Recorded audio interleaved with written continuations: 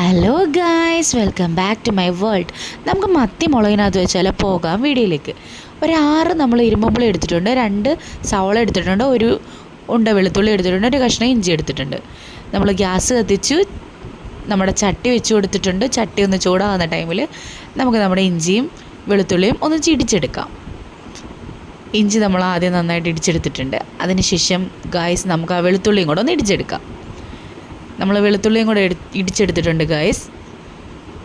നമ്മുടെ ചട്ടി ആ ടൈമിൽ ചൂടായിട്ടുണ്ട്. നമുക്കതിലേക്ക് വെളിച്ചെണ്ണ ഒഴിച്ചു കൊടുക്കാം ഗായ്സ്. നമ്മളതിലേക്ക് ഉലുവ ഇട്ട് കൊടുത്തിട്ടുണ്ട് 1 ടേബിൾ സ്പൂൺ.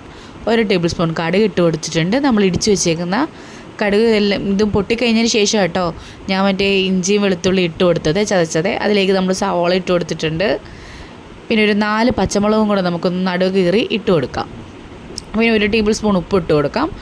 1 ടേബിൾ സ്പൂൺ മഞ്ഞൾപ്പൊടി ഇട്ട് കൊടുക്കാം. അതൊന്ന് നന്നായിട്ടൊന്ന് ഇളക്കി കൊടുക്കാം. പിന്നെ മല്ലിപ്പൊടി 1 ടേബിൾ സ്പൂൺ ഇട്ട് കൊടുക്കാം. ഒരു 4 ടേബിൾ സ്പൂൺ മുളക് പൊടി ഇട്ട് കൊടുക്കാം. എന്നിട്ട് നന്നായിട്ട് അങ്ങോട്ട് ഇളക്കാന്നേ. എന്നിട്ട് ആവശ്യത്തിന് ഇച്ചിരി വെള്ളം ഒഴിച്ച് കൊടുക്കാം. മുളക് പൊടി വേഗം കരിഞ്ഞു പോകും, അതുകൊണ്ടാണ് ഇച്ചിരി വെള്ളം ഒഴിച്ച് കൊടുത്തത്. അതുകൊണ്ട് ഈ ഒരു പരുവത്തിൽ നമുക്ക് കിട്ടിയിട്ടുണ്ട്. ആ ടൈം ആകുമ്പോൾ നമുക്ക് നമ്മുടെ അരിഞ്ഞു വെച്ചിരിക്കുന്ന ഇരുമ്പുളി ഇട്ട് കൊടുക്കാം. ഇരുമ്പുളി നമ്മൾ 4ആയിട്ട് കീറിയായിട്ട് ഇട്ടേക്കുന്നത് ഇതുപോലെ.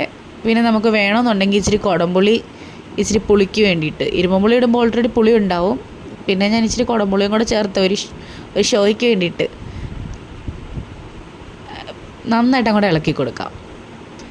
ആവശ്യാനുസരണം വെള്ളവും കൂടെ ഒഴിച്ച് കൊടുത്ത് നമുക്ക് നന്നായിട്ട് ഇതൊന്ന് തിള വന്നതിന് ശേഷം നമുക്ക് മീൻ ചേർത്ത് കൊടുക്കാം. നമുക്ക് അടച്ചു വെക്കാം. അപ്പോൾ വേഗം നമുക്കിത് തിളയ്ക്കും ഗൈസ്. അത് തിളച്ചിരിക്കുന്നു ഗൈസ്. നമുക്ക് അതിലേക്ക് മീൻ ചേർത്ത് കൊടുക്കാം. നമ്മുടെ മീൻ കറി ഇപ്പോൾ സെറ്റാവും.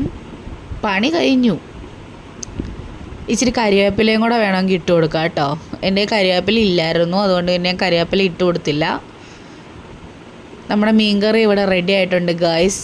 സിമ്പിളാണ്. എല്ലാവരും ട്രൈ ചെയ്ത് നോക്കിയിട്ട് ഫീഡ്ബാക്ക് അറിയിക്കണം. വീഡിയോ ഇഷ്ടപ്പെട്ടാൽ ലൈക്ക് ചെയ്യുക, ഷെയർ ചെയ്യുക, സബ്സ്ക്രൈബ് ചെയ്യുക, കൂടെ ബെൽ ബട്ടൺ